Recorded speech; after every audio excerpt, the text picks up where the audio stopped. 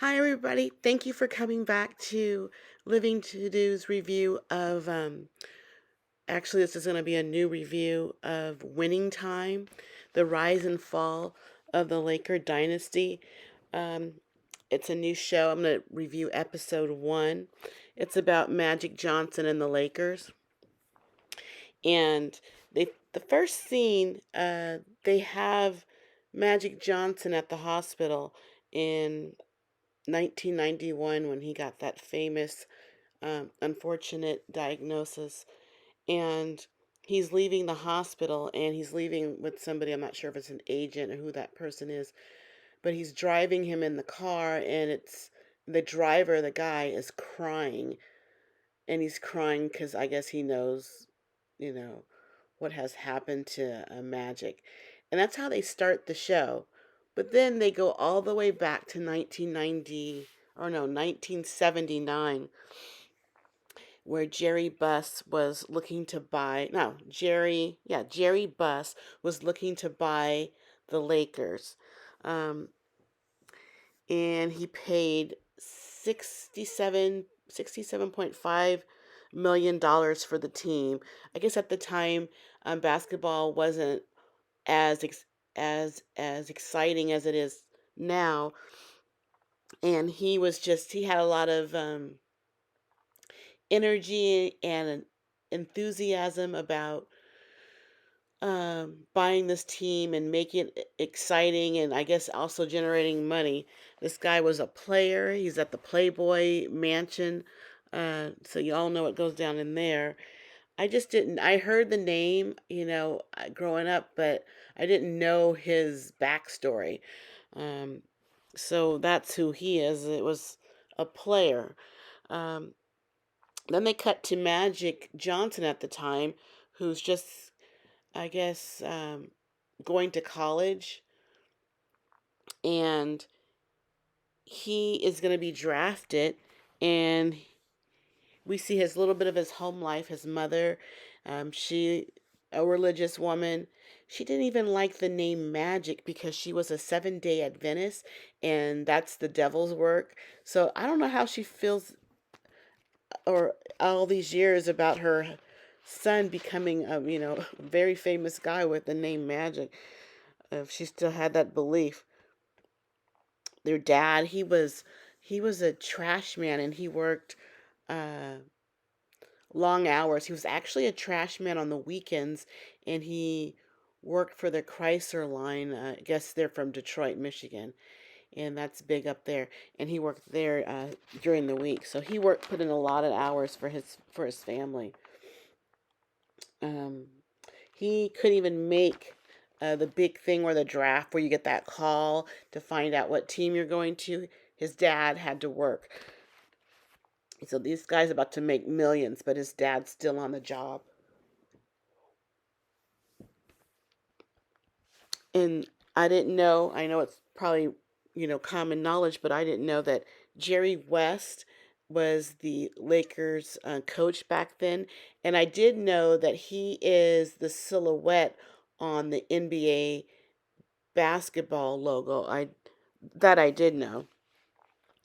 Um, but I guess he was famous. He was a great player, and he went to the playoffs 6 times in a row, but he lost 6 times in a row.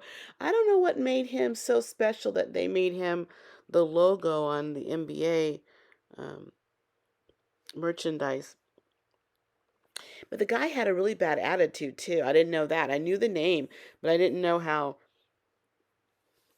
mean and nasty he was. Very, very arrogant. And he didn't like Magic Johnson. He thought Magic Johnson smiled too much. He called him soft. He had a problem with the man smiling. Now, another person I didn't know had a problem with Magic was Norm Nixon. He had a problem with Magic? Maybe that's well known. I don't know. I did not know that.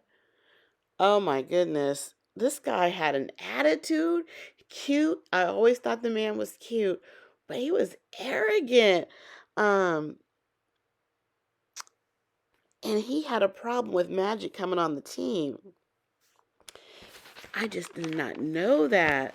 I guess he didn't know Debbie Allen back then. Because I'm like, where was she? He was at parties. He was at the Donald Sterling parties. They outed Donald Sterling, calling him the second worst Donald of the 80s. We all know what he was alluding to. Um, so Magic was trying to negotiate his salary with the Lakers, and he was offered 400,000, but he asked for 600,000 because Kareem, he was making 650,000, and Magic felt that he was worth it. And the guy that he was negotiating with, he had, oh my goodness, he in negotiations is calling Magic Johnson a boy. Oh my God. Oh my goodness. I did not like that guy. I forgot who he was, but he's pertinent to the story. Um, Magic and Jerry seemed to have a good relationship. Um, Jerry was a doctor. Found out was a physical chemistry doctor, and who helped design missiles for the government. I mean, I guess that was common knowledge. I just didn't know it. That's interesting. And then he turned playboy. um, Now, they went to this party. Jerry had a party, and Norm Nixon was there. And Norm Nixon and Magic meet. Uh, Norm is like discouraging Magic from playing in the NBA, telling him to stay in college. They do play basketball at the party. And at first, Magic got the best of Norm, but thereafter, Norm got the best of Magic. I was surprised at that. The way Norm treated Magic, and he also calling him boy at the party. I was surprised at his behavior. Oh my God, I see Norm Nixon in a different light now. I always thought that man was cute, but oh my God, Norm, that was just. I wonder how he feels about his portrayal in the show. I like the show. Um, he embarrassed poor Magic at that party, though. Oh. um, One thing I failed to mention, um, Cookie was in this show. I knew they knew each other way back when, but she actually broke up with him before he entered the draft, and they went their separate ways.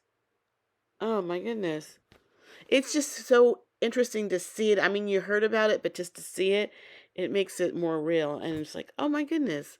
He probably would have been with her and only her, maybe, maybe not. But she knew better. She knew to separate from him because he was going to go to LA and party too much. Oh man. Um, so after the party and Norm embarrassing Magic, Magic was a little depressed and he was thinking about going home, maybe staying in college another year. And his dad was with them during the negotiations, and he wasn't happy about that. He thought making $400,000, what they offered him, uh, was silly not to take. After he's putting all these hours in for the family, and um, Magic thought he was worth more than that. But then he wanted to leave, and I think that's because of what Norm did to him and embarrassed him in the party and made him feel bad about himself. So he was gonna go back home, but he went to go tell Jerry Buss that he was leaving at the forum. He's at the forum, and Jerry's taking the news. Oh, okay, he's gonna walk him out, but I know he makes this detour to walk him by the locker rooms in the court, and then he leaves him there because acting like he got lost. And then Magic finds himself wandering into the locker room, seeing his jersey with number 32, that famous jersey. in the locker room hanging up, and he goes to the court, and he's throwing the ball around, you know, in the hoop, and you know, like a kid making these fake plays, like you're the greatest, and just kind of like living the moment, feeling it what it would feel like to be on the court.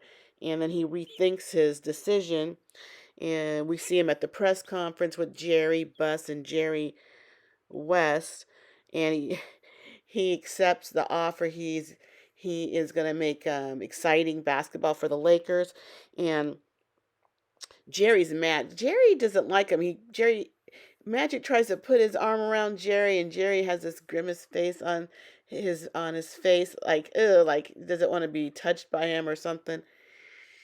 And then later, Jerry goes to his office and he's mad and he throws furniture out the window. Oh my goodness, this, I did not know this was going on.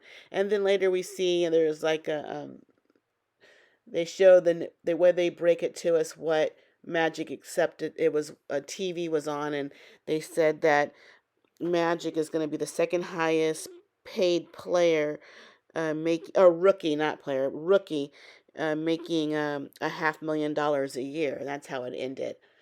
Um, and one thing else I didn't say was Jerry had to get this money. He didn't have all the money together, and basically he didn't have it all in cash.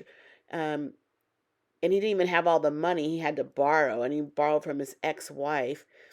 And when he borrowed, what he asked for the money, basically she said no, but Jerry's daughter Jenny is working for the company, and her mother finds out, and he said, you know, Jenny's working here at this company and her heart's set on it. His ex-wife gives him the money, which is millions of dollars, or to make to make the total payment to buy the team. He got it basically because of Buss.